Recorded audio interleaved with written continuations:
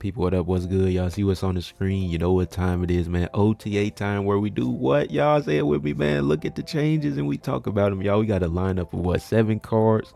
Let's talk about, man. I'm trying to keep it a little bit shorter, man. Try to be really concise in my analysis. But y'all hit the like, comment, subscribe. Road to 4K, man. Y'all know what time it is. Let's get straight into it. Starting with our guy Rocket and Group. So they just went ahead and nerfed it by 1 point. And I mean, it might not seem like it's that big of a difference. They do a lot of these 1 point buffs, 1 point nerfs. But y'all, I think on a card like this, it actually does go a long way. Man, Rocket and by the way, you guys, I still think it's a phenomenal card after this nerf. But it just gets out of hand so easy. It's so strong, so fast. Like, especially if your opponent, like, you're using it and your opponent is playing a deck where they want to play 2 cards in one lane. It almost serves as like a Professor X, or 2 cards per turn, because they don't want to play in that lane, because they giving you basically +2 every time, because -1 +1, add that together 2, y'all. So I get the nerf. I don't know if they can necessarily go even get even harsher with it though, right? Like put it at 3-1 or 3-0, because and while I would accept that, and I still think it'd be fire even that week, I'm just not sure like how, because at that point it's in Ravona range, right? So and sure, you still have to play Ravona on turn 2, so you would still be getting this out on turn 3 and beyond.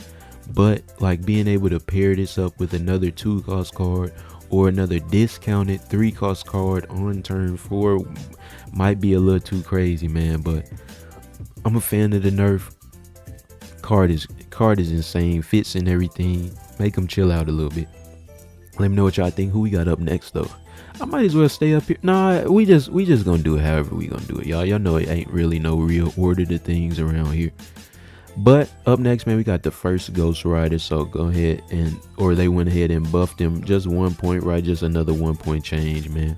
What do they have to say about it though? Cause I'm really interested. I don't even use this card. From Kansu.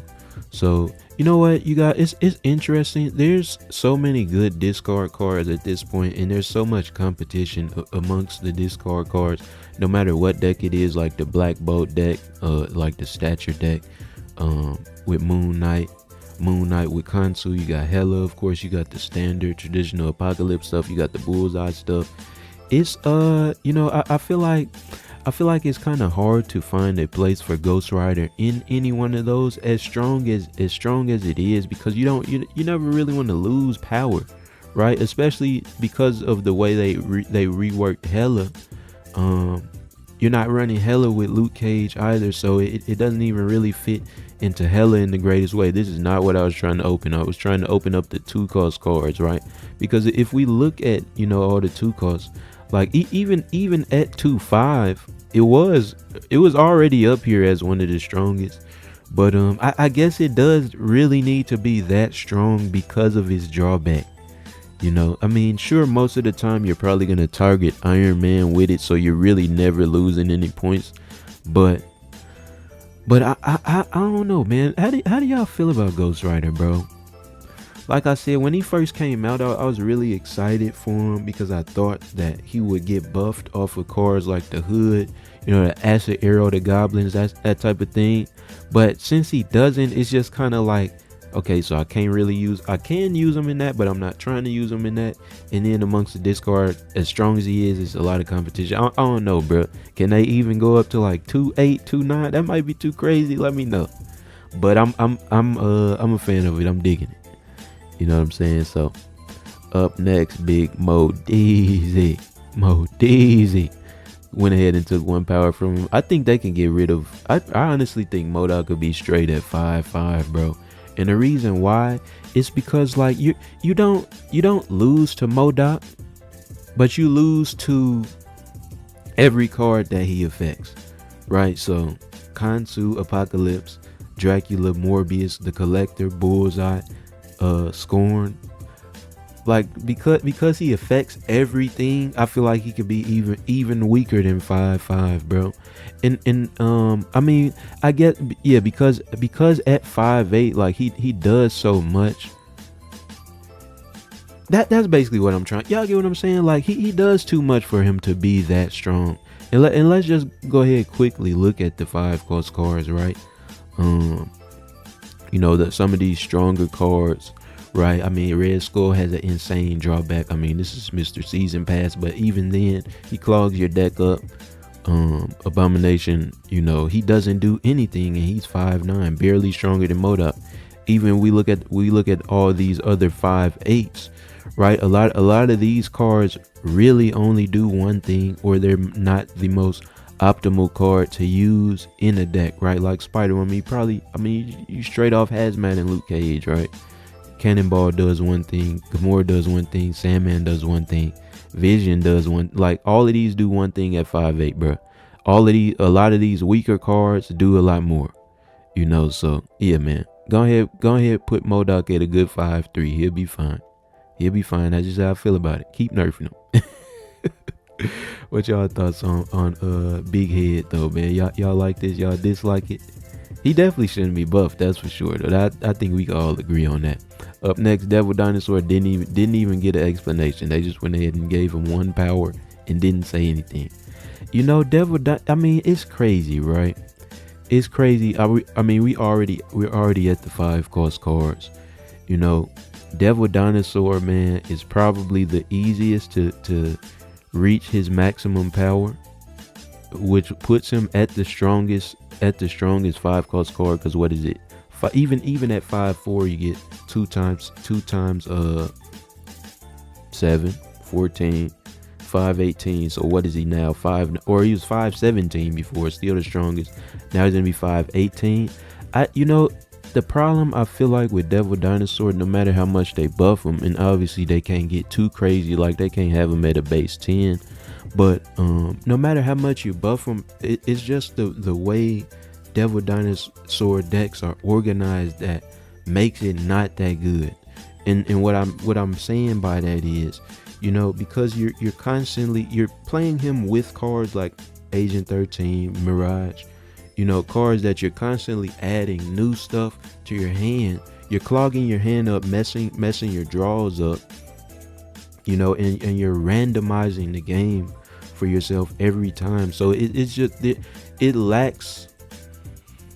It's not very consistent for those reasons, right? Sure, you can run them with Thanos, like a Thanos ongoing deck.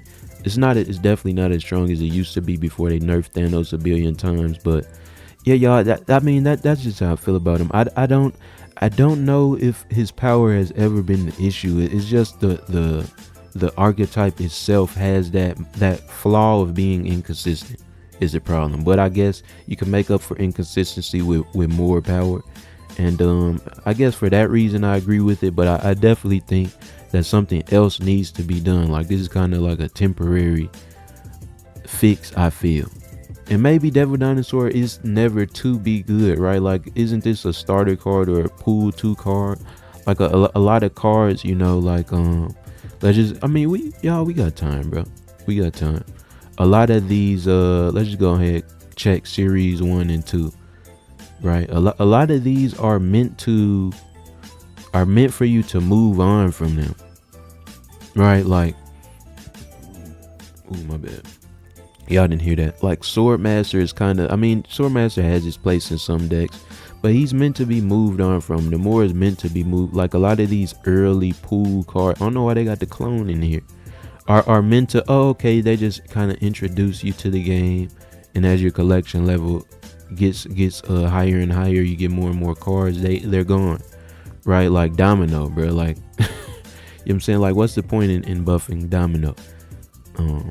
So I guess you can also consider his role, you know, as just a beginner's deck type of card. But what I mean, they didn't give any reasoning for this, so I'm just telling y'all what I think. Let me know what y'all think about Big Red. You know what I'm saying? Clifford the Big Red Dinosaur. Up next, we got Big Body Bishop. Another one of those early game cards, y'all. In Bishop's case, and I do like this buff, takes him out of Ravonna range. You didn't really use Ravonna with Bishop, so I guess that's fine. But I just think that the thing about Bishop, y'all, is in the decks where you want to use him, it's kind of the same thing as Ghost Rider, bro. It's just so much competition. Like all the bounce decks, sure, you got all your on reveal 1-cost cards: Silver Sable, Rocket, not Rocket and Groot, just Rocket, Raccoon. You know, all of them Nico, all of them Yondu. And then 2-cost rights, you got the Collector, you have K Bishop, you know, you got Mysterio, all like Agent Venom, right? It's too hard to fit in Bishop in the bounce deck, which is why he's overlooked. He's not bad, and I like this also because it gives players an opportunity to run a more viable bounce deck with a lower collection level, given that he's a one of the early game cards as well, man. So I'm a fan of this. I'm a fan of this for that reason, right? Like, kind of make him a little bit more competitive amongst his own pool of cards. And I guess that's kind of also what they did with Ghost Rider, if we think about it like that, right? In the decks that those 2 cards are played, man. But we moving on from you, bro. Big Patriot. So they took him out of Ravonna range. You never ran Ravonna with Patriot, it's fine. So 3-2. Interesting thing, man, about Patriot is I don't even think this card needed a buff, bro. I never thought that it was bad, right? Because I mean, Patriot plus Ultron is what, like 41 points, I think. I'm pretty sure, bro.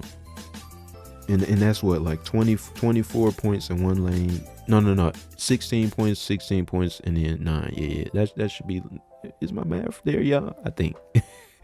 But I mean, and like I said, you guys, even outside of Ultron, you already had the Brood, Sinister, Scarlet Spider stuff that got a lot better with a card in Galacta. It's just I don't know what it is about this card that gets overlooked so much. I really can't put a finger on like, is it just like a boring archetype to use? So I mean, that's why I thought it should never be or it didn't need a buff. But I guess this does draw a little bit more attention to the card, kind of encourages players to use them, create some diversity in the meta.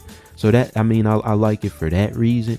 And I also like it for you know, let's say you're not playing the Ultron deck, right? Like you're playing something with Squirrel Girl, Brood, Sinister, man. You actually are a lot less weak to one of the most popular tech cards in Red Guardian, because you play this next to a Squirrel Girl, it's a 50-50 that he hits you, right? You play it next to, same thing for Brood and Mr. Sinister, so unboosted versions of those cards, right? And if he does hit one of them, then you still boost it back to its regular power because it lost its ability, right? So man, I guess I like this as a like a promoting diversity in the game type of buff. But like I said, man, you were already fine with your Patriot deck, right? But that's just my thoughts on him. And then we up to the last card, Big Red Wing, man. First time this moves, y'all. I done forgot this dude's ability because nobody uses him, y'all. Now it didn't have a bad ability. I don't think, like, it kind of reminds me of Malekith. Like, you kind of, you know, get 2 cards in one. Sure, you have to. Sure, he's a little bit more restrictive in the way that you have to run him with a move card. But like, he didn't have a bad ability. I guess it's just like, you know, there was no reason to use him. And I don't have Red Wing, but let's just think about it like this, right? So you can throw in a Red Wing plus Ghost Spider or plus Iron Fist combo in any deck, you know, create some cool little backup plan like that, right? But at that point, once you do that, then you want to start running cards like Miles Morales. So you add Miles to your deck. Now you got 3 move cards in your deck. I might as well put Craven in there. Now I got 4 move. I might as well put Madam Web. Might as well put. So then you end up making a move deck and you just get rid of him. Right? And obviously, man, like, you know, you have the Red Wing Galactic stuff that you could do. I don't like sacrificing 5 points just to get Galactus in one lane, and then just hope that I can beat my opponent off power for like the next 2 turns. Like I don't like that. I never thought Red Wing plus Galactus was good. 3-5 is a premium stat line though. Like if we look at all the 3-cost cards, I feel like it's pretty hard to make bad. There goes one right there. But I was gonna say, I feel like it's pretty hard to make bad cards at the 3-5 stat line. You know, Baron Zemo, Beast, Copycat Core, like all of these are up, and then we get these two in Red Wing and Saber too. So I guess it's actually not as hard as I thought to make bad cards with this stat line, but it's cool, man. Like I said though, I just a lot of these cards that they targeted today, or at least 3 of them, like 1, 2, and 3. It's just too much competition at their spot index, I feel like. So even with the buff, I'm not sure if it's gonna move the needle. I hope it does though. But yeah, y'all, that's about all I got to say, man. Let me know what y'all think. As always, be sure to like, comment, and subscribe. You're on the road to 4K subs. I appreciate y'all for watching, and I'll see y'all next time.